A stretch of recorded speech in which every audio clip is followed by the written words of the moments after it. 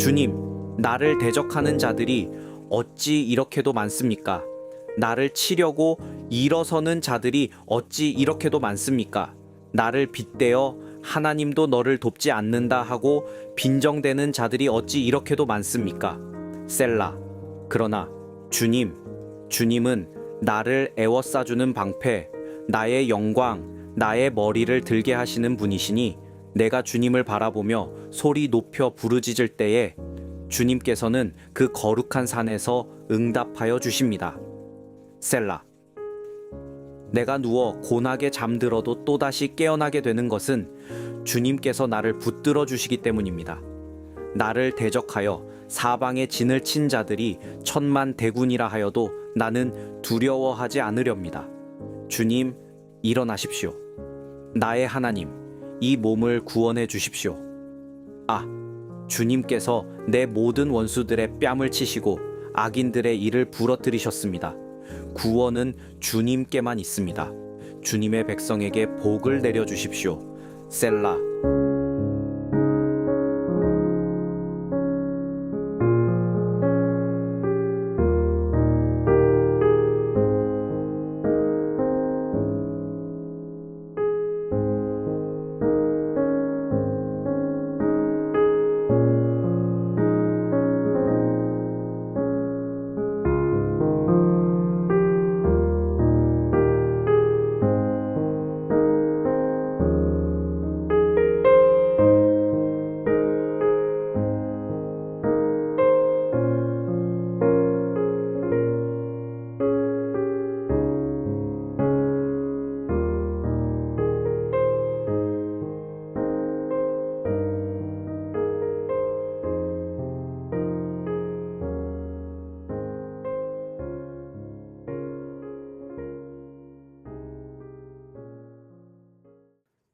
오늘도 기도의 자리 가운데 오신 여러분 환영합니다.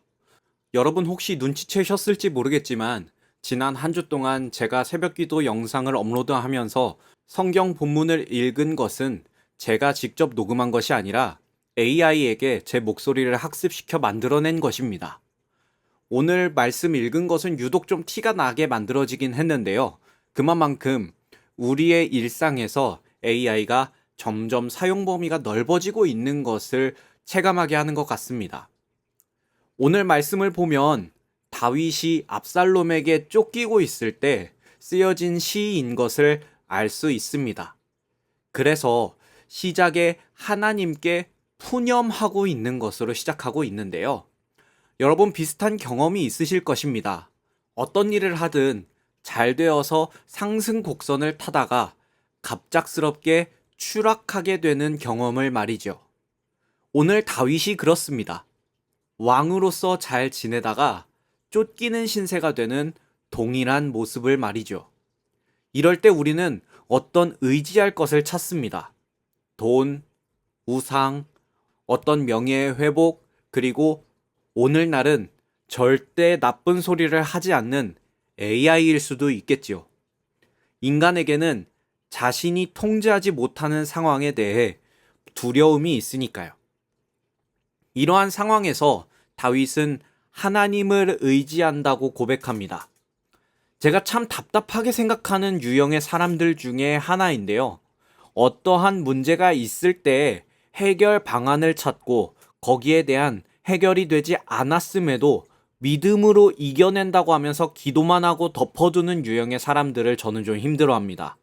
물론 오늘 말씀이 고백적인 측면에서 이야기할 때에 그렇게 보이겠지만 다윗이 자신의 해결되지 않는 이 상황 속에서 잠을 자고 일어나고 있다는 것을 시편을 통해 고백하고 있는 것입니다. 얼마나 불안하겠어요. 적당히 해결되지 않는 수준의 문제가 아니라 자신의 목숨이 노려지고 있고 또 이걸 어떻게 해결할 수 없는 상황인데요. 여기에서 중요한 것은 두려움이 생기지 않는 것이 중요한 것이 아닙니다. 이 두려움을 어떻게 하나님께 맡겨드리며 자신의 두려움보다 크신 하나님을 바라보는 것이 중요한 것이겠죠. 시대가 변해가고 있습니다. 우리의 삶에 정말 많은 부분의 변화들이 있고 또 너무나도 급변해가는 시기입니다. 제 목소리를 AI가 학습해서 말씀을 읽어주는 음성 파일로 만드는 것 정도는 이미 옛날 기술이고 상용화가 되어 있는 기술입니다. 뉴스에서 AI에 나온 결과물에 대해 사람들이 고맙다는 인사를 남기는 것에 대해 얼마나 많은 전력의 소모가 있는지에 대한 뉴스가 나왔는데 여기에서 사람들이 고맙다고 하는 인사를 남기는 이유가 인상적입니다. AI가 두려워서 또는 도덕적으로 이것이 옳으니까 같은 사유로 고마워라는 한마디를 남긴다고 합니다. 이 역시 두려움입니다.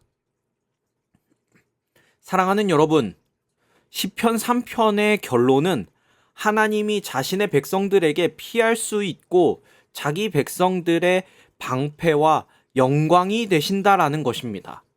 고난 속에서 두려움 속에서 어떤 시대이든 우리가 찾아가야 할 피난처가 하나님뿐이시라는 것입니다.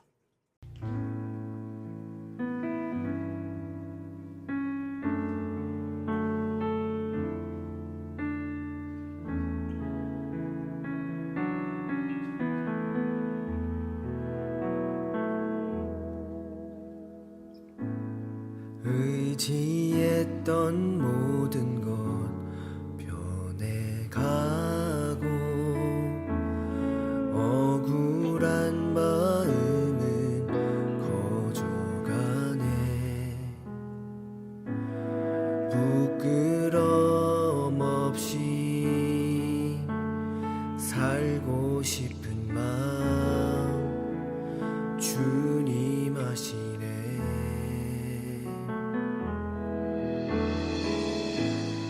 모든 일을 손으로 이겨내고 죄의 유혹을 따르지 않네. 나를 구원하신 영원한 그 사랑 크신 은혜 날 붙드시네. 주어진 내 삶이